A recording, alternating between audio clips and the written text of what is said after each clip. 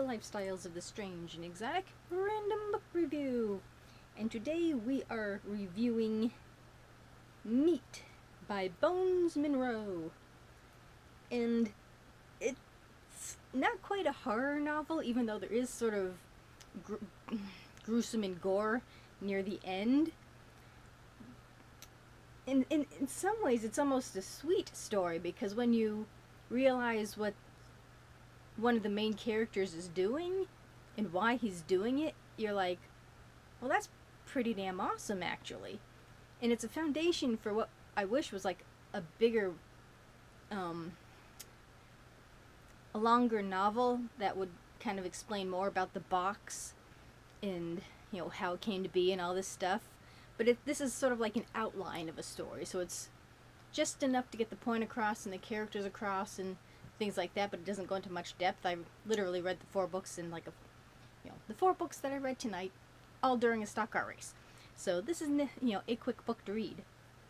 And what's kind of sad is because, the neighbors, you have 3 main characters. You have the 2 neighbors that are kind of like the neighborhood watch, or at least they think they are.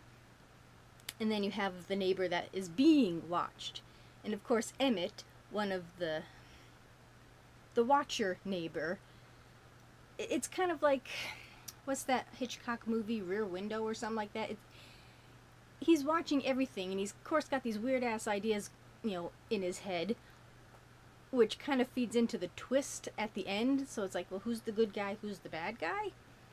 I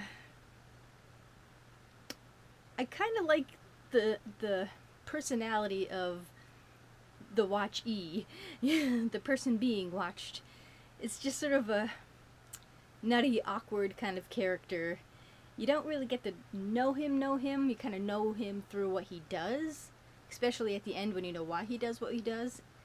And it's basically a story. This man has a box, a magic box basically, that does special things.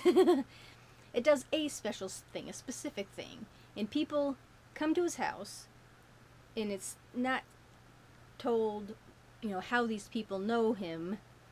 I wish I knew what the hell his name was. Jason, I think his name is. Jason Phillip. It's a basic name like that. We'll call him Jason. It's not specified how these people know Jason exists and what, how they know that he's got the box and all this stuff, but these people come to him willingly, pay him money to use the box. And of course the neighbors see these people come and not leave, so they literally break and enter, and at one point the cops are called, and it's like, okay, you broke and entering, and the person who was there going to use the box, defended Jason. And then the neighbors are like, okay, no, something's going down. So they literally break in, and that's when the gruesome stuff kind of happens. And then when you talk after time's passed to the person who was at the house, the mother and son, she's really ticked off, because it's like, you messed up everything. This box wasn't what you thought it was. You were the evil ones, So it's a good story for the few pages that are here. And I read it in like 15-20 minutes maybe. I'm not quite sure. I read 4 books in the space of like 3 or 4 hours. So it's a very, very quick read. But the story that's presented is really interesting. And the author's notes at the end too, that kind of go into what the box actually does, is really kind of sweet. So I really recommend this book. And it's and he has a website apparently, bonesmonroe.com.